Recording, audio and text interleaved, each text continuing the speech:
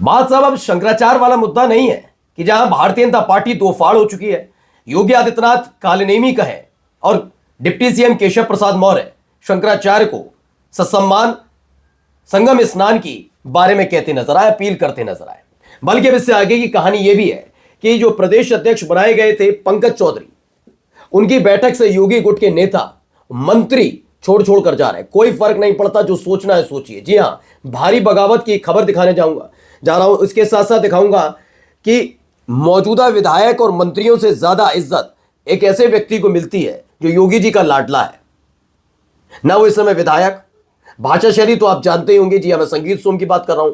क्या हुआ जरा वो भी सुनवाऊंगा। हाँ, शंकराचार्य के शिष्यों पर लाठी चलाने का मौका मिल जाएगा, लेकिन जब कोई कहे कि अकल ठिकाने वाली बात, तब तक कोई दिक्कत पैदा नहीं होती। क्योंकि मुख्यमंत्री के लाडले साहब है, तो उनसे कुछ मत कहिएगा। आगे आपको खबर दिखाऊंगा कि कैसे सब नमस्कार कर रहे होते हैं, झुके खड़े होते हैं, लेकिन एक व्यक्ति हाथ नहीं जोड़ते। वो भी देखिएगा कौन है, बीजेपी के कद्दावर नेता। बहुत चिंता सता रही है इस दौर की मीडिया को, खास तौर पर गोदी मीडिया को, जो दिन भर हिंदू मुसलमान करती है, कि दुनिया भर में इस्लाम सबसे बड़ा धर्म बनने जा रहा है। इसको लेकर चिंताएं व्यक्त की जा रही हैं। जो दिन रात हिंदू मुसलमान कर करके अपनी तिजोरियां भरते रहे, उनके साथ ये है। कैसे खुल्लम खुल्ला एक ऐसा मामला जिस पर इतिहास भी शर्मसार है, उस मामले को लेकर गौरवान्वित महसूस किया जाता है। बजरंग दल के नेताओं की करतूतें, बहुत सारी खबरें आज आपको दिखाता हूं। नमस्कार, मैं हूं प्राज्वल गौतम और आप देख रहे हैं the live TV. The live TV, सच सबसे आगे। सबसे पहले एक खबर निकल कर आई, ये देखिए। आखिर स्वतंत्र देव सिंह ने किसके इशारे पर संगठन की बैठक से अलविदा। देखिए, ये पहले जो तस्वीरें निकली, पंकज चौधरी का कार्यक्रम था, इसी मंच पर बैठना था, कानपुर वाला मसला था, और यहां स्वतंत्र देव सिंह योगी आदित्यनाथ के साथ नजर आते हैं। ठीक है ना।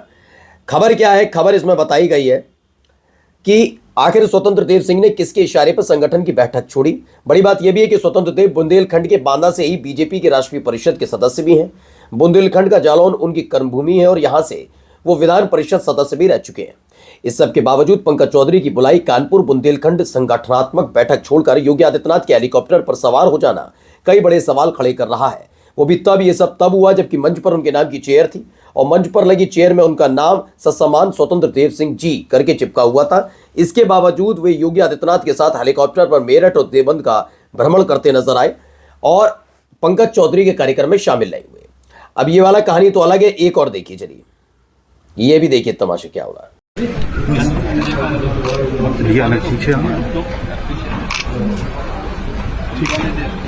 श्याम बाबू पीछे आ जाए। सब कह रहे हैं कि मंत्री को आगे आने दें, पीछे चलिए, संगीत सोम से कहा जा रहा है। इन पर अभी हाल ही में बहुत गंभीर आरोप लगे थे। जो सरदरा, जहां से ये विधायक रहे, वहीं पर जो समाजवादी पार्टी के विधायक हैं अतुल प्रधान ने कई तरह गंभीर आरोप लगाए। मीट कारोबारी होने तक का आरोप लगाया था और उसके बाद ये वीडियो निकल कर सामने आई। वीडियो तो ये भी निकल कर आई, जरा सुनिए।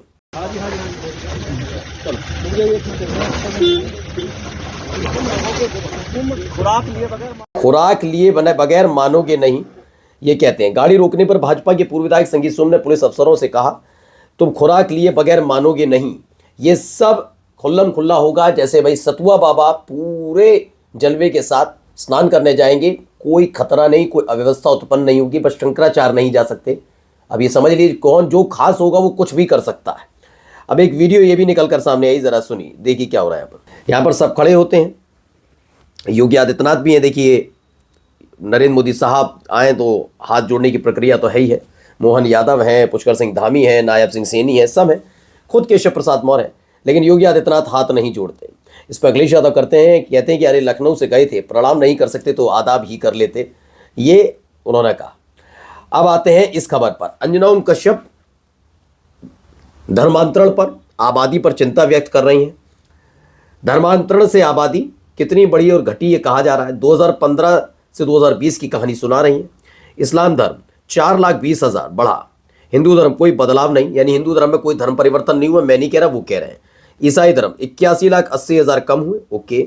बौद्ध धर्म को लेकर और यहूदी धर्म भी 40,000 कम हुआ, ये बताते हैं। इस पर कह रहे हैं सौरभ, इस चैनल और इन एंकर साहिबा ने अपने घर तो भर लिए पैसों और सुविधाओं से, अपने बच्चों को महंगे स्कूल में पढ़ा रहे होंगे, कुल मिलाकर मस्त जिंदगी जी रहे हैं और जिस देश में 80 करोड़ लोग 5 किलो राशन पर जी रहे हैं, उन्हें धर्म खतरे में दिखाकर डराया जा रहा है। यही इनका काम है और यही इनका धंधा बन चुका है। एजेंडाधारी पत्रकार बनते हैं। जरा यहां भी सुनिए, इस पर शर्म आनी चाहिए थी, लेकिन सुनिए। हिंदुओं को ही मार रहे हैं, हम इस भारत के अंदर अब इनको और बर्दाश्त नहीं करेंगे। अगर वो आपके 2 लोगों को नहीं मार रहे हैं, आपके दीपू चंद्र राज को जिंदा जला रहे हैं, आप उनके 100 लोगों को खत्म करोगे तब जाकर शांति आएगी। समझ गए आप? तो ये बांग्लादेश जाएंगे, क्योंकि मसला तो टीपू दास का बांग्लादेश का है।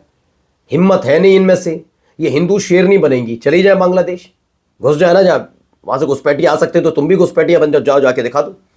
वो नहीं करना। अपने देश के मुसलमानों के खिलाफ बरगलाने के अलावा कोई काम नहीं है, कोई काम नहीं है इनके पास। कहीं घटना हो जाए लेकिन अपने देश के मुसलमानों को टारगेट पर रखना है, ये इनका काम। खैर मैं इनको सबको ही मानता हूं, दिहाड़ी मजदूरी से कम नहीं है। उत्तर प्रदेश के रायबरेली की ये खबर है। ये महिला लगातार इसी तरह के बयान दे रही हैं। अब आइए यहां पर बजरंग दल की हरकतें देखिए, ये भी हरकत देखिए। गाली बकना बाप है, बजरंग दल हमारा बाप है।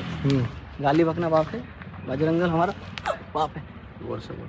गाली बकना बाप है, बजरंग दल हमारा बाप है। गाली बकना बाप है, बजरंग दल हमारा बाप है। लो, काय बात का?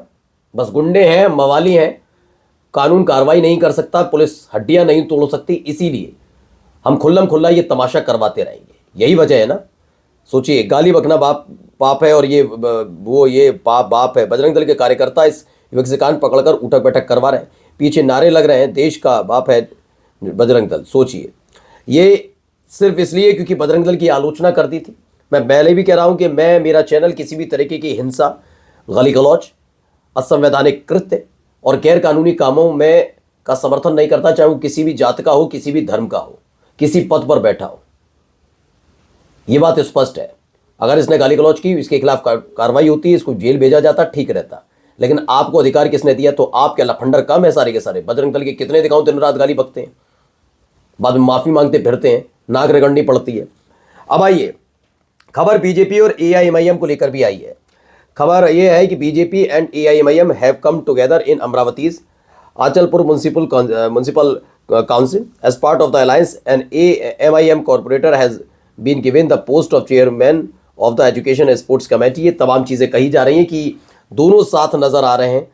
अब इसमें कितनी सच्चाई, क्योंकि इससे पहले असदुद्दीन ओवैसी नाराज हो गए थे। उन्होंने कहा था कि कौन किसे समर्थन करेगा, किस गठबंधन में जाएगा, ये फैसला स्थानीय नेता नहीं करेंगे, कि एआईएमआईएम का हाईकमान करेगा। लेकिन उसके बाद अगर ये हुआ है तो क्या एआईएमआईएम के कहने पर हुआ है? क्या ये मान सकते हैं आप? चलिए देखेंगे आगे, जब इस पर सफाई भी आएगी। इससे पहले भी ऐसी खबरें आती रही हैं। अब जरा सुनिए आप। देख लो बहन, सेल लेके सेल देख के जाए। आपका अपना बाजार धमाका। जय श्री राम भाई, अब तो बोल दे। नमस्ते भैया जी। नमस्ते नहीं बोला, जय श्री राम बोला भाई। जय श्री राम, बस इतना 3 अक्षर बोलने भाई। जय श्री राम बोल दो। हैं? अपना बाजार अपना नहीं रहना फिर। तो शिमला में मुस्लिम ताजिर से जबरन जय श्री राम बोलने को कहा गया और ये घटनाएं लगातार हो रही हैं। इसीलिए मैं कहता हूँ बीजेपी शासित राज्यों पर ही कहने की बात नहीं है, वहाँ तो इसे नॉर्मल किया ही जाता है। उड़ीसा तो आपने देख ही लिया, यह हिमाचल प्रदेश है। मोहब्बत की दुकान कहने वालों कब इन पर नकेल कसेगी पता नहीं। चलिए अब आते हैं संभल में जामा मस्जिद का एक तरफ का पक्ष सुनकर सर्वे का आदेश देने वाले को पूरे ससम्मान के साथ वहां बिठाया जा रहा था, उनकी जगह जिन्होंने अभी अनुज चौधरी समेत 15 से 20 पुलिसकर्मियों के खिलाफ एफआईआर के आदेश दिए थे। पुलिस वालों ने तो मोर्चा खोल दिया था, नहीं मानेंगे। वकीलों ने उल्टा मोर्चा खोल दिया पुलिस वालों के खिलाफ और योगी सरकार के खिलाफ। फिर उसके बाद इन्हें बिठाया गया। अब क्या है, संभल में जामा मस्जिद सर्वे का आदेश देने वाले जज आदित्य सिंह सिर्फ 3 घंटे तक सीजीएम रहे। उन्हें सीजीएम से हटाकर वापस सिविल जज सीनियर डिवीजन बनाया गया। कौशाम्बी के सीजीएम दीपक जायसवाल संभल के नए सीजीएम होंगे, ये कहा जा रहा है। लेकिन वहां पर नाराजगी है कि दोबारा से विभांशु सुधीर को ही लाया जाए। अब ऋचा अनिरुद्ध, इनको आप दिखाओगे, कार्यक्रम बहुत अच्छा लाती थी। मैं नो डाउट, मैं जब पत्रकारिता की पढ़ाई कर रहा था तो मैं इनको देखता भी था, सुनता भी था। वो बहुत नॉर्मल तरीके से ये बातें रखती हैं, वो हल्ला हंगामा करने की नहीं, लेकिन पत्रकार होता है। उस दौरान ये दावा है कि ऋचा अनिरुद्ध क्या करती थी, अखिलेश यादव से, यूपी गवर्नमेंट से, यूपी पुलिस से कई किलोमीटर लंबा जो जाम लग जाता था उसको लेकर सवाल किया करती थी, बहुत बड़े बड़े सवाल। ये देखिए, by when do you plan to act against Noida's builder माफियाओं के खिलाफ क्या है, इसके खिलाफ पहले ये साधारण ट्रैफिक के लिए भी मुख्यमंत्री को टैग करके सवाल पूछती थी, नोएडा के बिल्डर्स के लिए भी सीधे अखिलेश यादव से सवाल पूछती थी। अब अचानक इनको अथॉरिटी याद आने लगी है, शायद ये मुख्यमंत्री को भूल गई हैं, ये कहा जा रहा है। देखिए नीचे लिखा भी है, नोएडा में लगभग हर सोसाइटी के बाहर कुछ फल सब्जी वालों के ठेले, छोटे दर्जी और ऐसे लोग बैठते हैं जो अपनी रोजी रोटी चलाते हैं। नोएडा अथॉरिटी की सारी दादागिरी इन पर चलती है। कुछ दिन पहले एक दर्जी ने बताया कि अथॉरिटी वाले आए थे, मेरी सिलाई मशीन तोड़कर चले गए, लेकिन किसके आदेश पर हो रहा है, क्या ये लिख पाएंगे, पता नहीं। ब्राह्म सनातन का अपमान सिर्फ कांग्रेस, समाजवादी पार्टी, टीएमसी, विपक्षी पार्टी या फिर मुसलमान करते हैं, ये तो बहुत सम्मान हो रहा है। ये देखिए, ये 2 तस्वीरें निकलकर सामने आई। इन तस्वीरों में आप देखिए क्या क्या कहा जा रहा है। एक कोई व्यक्ति है जो उस पर कहते हैं द गेहड़वाल नाम का है बना हुआ है, सब्र का बांध अब टूट गया, इस ढोंगी को बहुत सुन लिए। देखिए ढोंगी कहा जा रहा है, कोई बात नहीं, बाबू से शिकारी सिंह है, योगी जी लठ बजाओ, हिंदू समाज आपके साथ है, कोई साथ बात नहीं है। सच बता दूं, ब्राह्मण समाज पूरे तन मन धन है, पूरे तन मन ठाकुर योगी आदित्यनाथ को वोट देता है, लेकिन उनके स्वजातीय शंकराचार्य पर लठ बजाने की मांग कर रहे हैं। आखिर क्या मजबूरी है ब्राह्मण समाज की जो इतनी बेइज्जती सहकर भाजपा में पड़ा हुआ है, ये दावा किया जा रहा है। अब आइए जरा इधर भी देखिए, कुछ तस्वीरें निकलकर सामने आई।